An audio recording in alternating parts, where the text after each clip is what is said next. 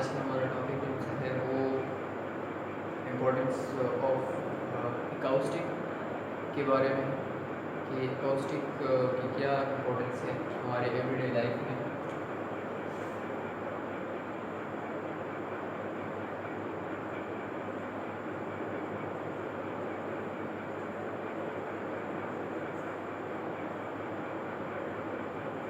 एकाउस्टिक क्या होता है? एकाउस्टिक बेसिकली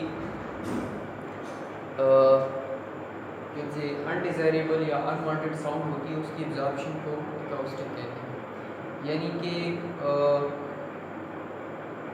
हम ऐसे मटेरियल्स यूज़ करते हैं जिनसे हमारी इजाफी साउंड से मुराद मेरी इकोज़ में जो इकोज़ प्रोड्यूस होती हैं, तो उसकी वजह से साउंड पोल्यूशन या नॉइज़ जो है वो क्रिएट होता है।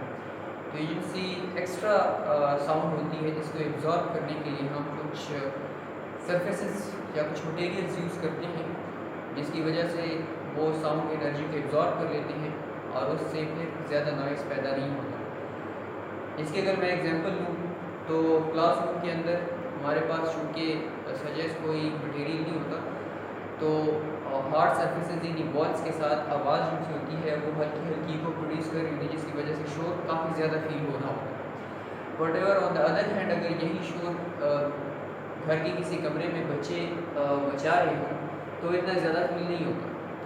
वजह क्या है? वजह यही है कि घर में मौजूद जो उनसे मैट्रेस होते हैं, पर्दे होते हैं या कारपेट्स वगैरह होती हैं, रिग्स वगैरह, मैट्स वगैरह, इस तरह की चीज़ें जो सी होती हैं ये क्या करती हैं, ये हमारी साउंड एनर्जी को एब्जॉर्ब कर लेती हैं। नाउअडेज़ हमारे पास ऐसे शीट्स भी अवेलेबल हैं मार्केट में जो साउंड प्रूफ होती हैं, मतलब कि उसमें से साउंड आर पार नहीं जा सकती, जिसकी वजह से रूम जो होता है बिल्कुल कम्प्लीटली साउंड प्रूफ बन जाता है।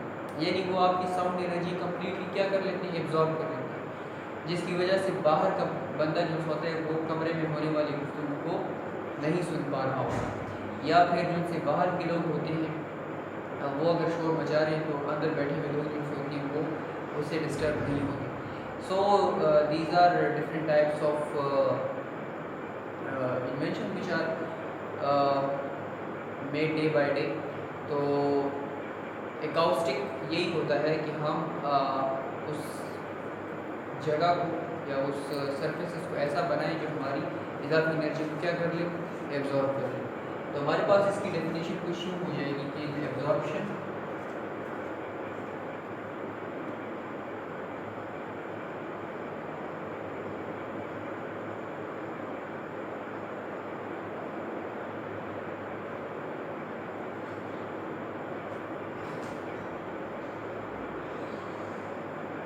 ऑफ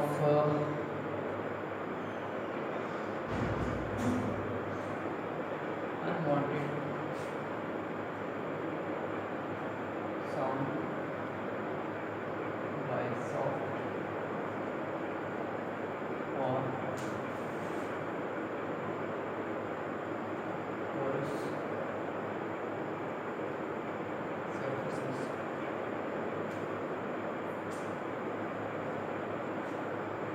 is called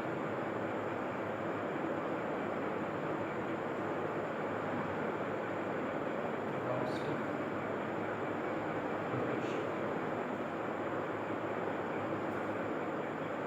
और इसको हम ऐसे भी डिफाइन कर सकते हैं कि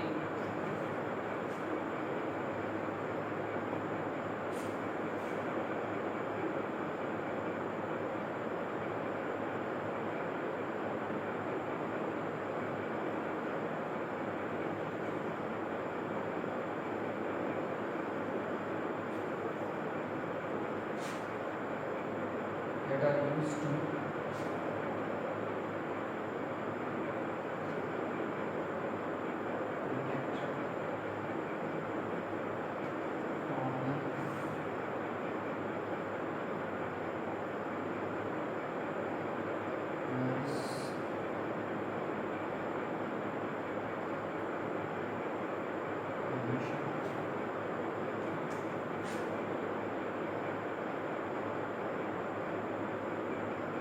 materials that are used to protect from the noise pollution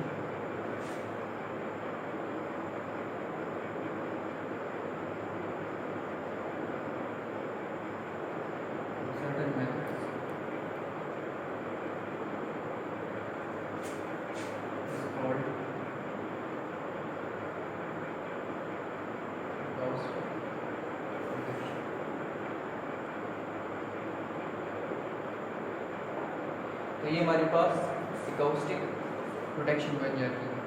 तो बहुत सारे फैक्ट्रीज़ वगैरह में क्या किया जाता है, मशीनरीज जो सी होती हैं उनका नॉइस डिक्रीज़ करने के लिए क्या किया जाता है, वो उस हॉल में ऐसे मटेरियल्स जो से होती हैं वो आसपास लगा दिए जाते हैं, जिसकी वजह से वो नॉइज़ जो सा होता है वो उन लेबर्स को या उन वर्कर्स को लेस अफेक्ट कर रहा होता है। या तो उसकी छत जो सी होती है वो ऐसी बनाई जाती है कि वो इको कम से कम प्रोड्यूस करे, और या फिर जो सा रूफ होता है उसको उसकी फॉल्स सीलिंग कर ली जाती है। फॉल्स सीलिंग से वो पोरस बन जाता है, तो वो क्या करते हैं, वो इजाफी साउंड को एब्जॉर्ब कर देता है। इस तरह वॉल्स के साथ भी किया जाता है। वॉल्स में या तो गैप्स छोड़े जाते हैं, और या फिर वॉल्स पर ऐसे मटेरियल जो से हैं वो लगाए जाते हैं, जिसकी वजह से ऐसे शीट्स, मैंने आपको बताया कि ऐसी शीट्स लगाई जाती हैं जिसकी वजह से वो ये इजाफी साउंड जो होती है इनकी वो उसको एब्जॉर्ब कर लेते हैं और साउंड पोल्यूशन से या नॉइज़ से उसको प्रोटेक्ट कर लिया जाता है। तो ये है एकाउस्टिक प्रोटेक्शन। इसमें फिर एक और चीज़ आती है कि समटाइम्स आपने देखा होगा कि if you are sitting inside hall और अ लेक्चर रूम और अ थिएटर, तो वहाँ पर क्या होता है कि वहाँ पर आपको मतलब स्पीकर बोलता हुआ नज़र आ रहा होता है कि स्पीकर बात कर रहा है, लेकिन आपको उसकी साउंड की और उसकी बातों की समझ नहीं आ रही होती कि ये बंदा क्या बोल रहा है।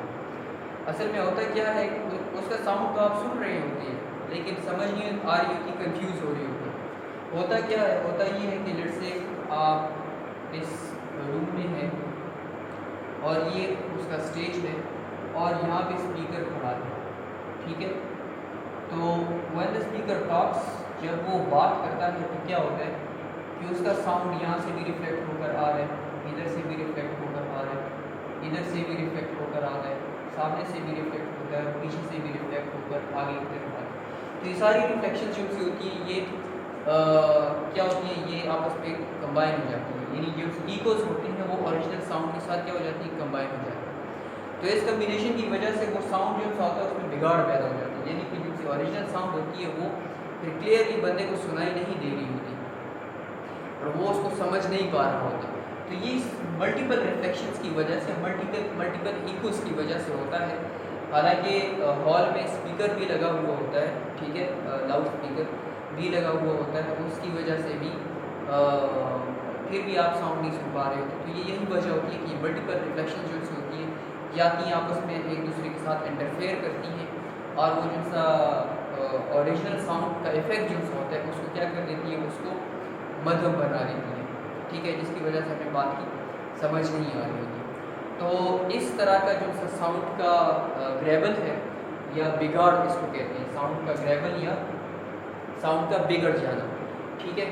तो इसको हम कहते हैं रिवर्बरेशन।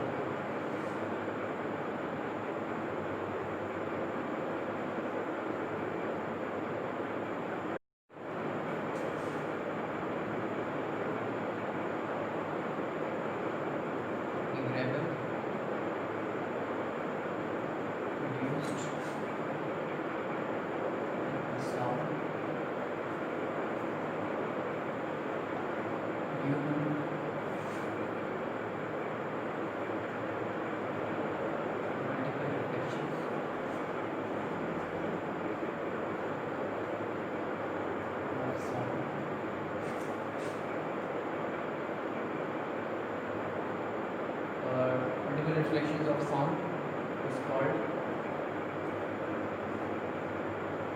reverberation. ठीक है जी।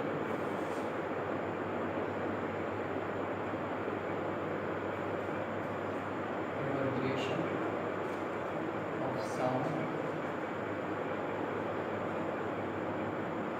makes the sound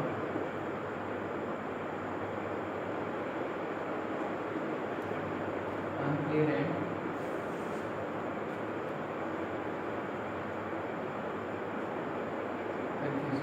अब रिवर्बरेशन से बचने का जो हमारे पास तरीका है वो ये है कि हॉल की सीलिंग को क्या बनाया जाता है, थोड़ा सा कर्व बना दिया जाता है। जब हॉल की सीलिंग को कर्व बना दिया जाता है तो तो उससे क्या होता है, उससे जो साउंड की वेव्स आ रही होती हैं वो डिफरेंट एंगल से क्या हो रही होती हैं,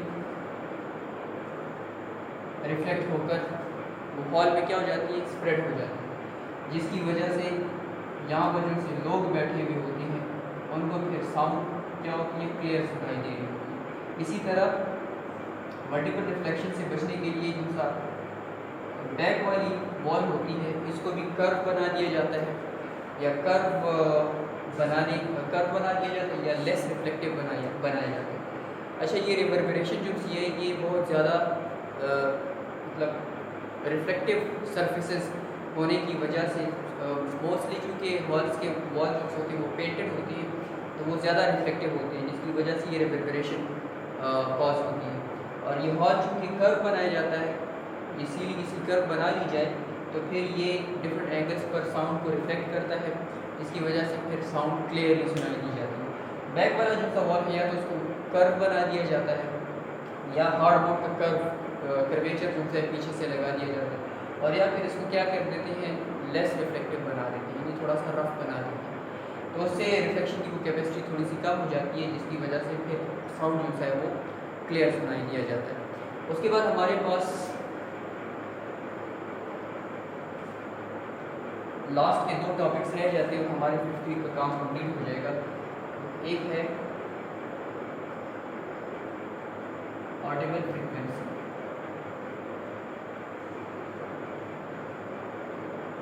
ऑडिबल फ्रीक्वेंसी रेंज हमारा क्या है, हमारा जो सा कम से कम ऑडिबल फ्रीक्वेंसी रेंज है वो है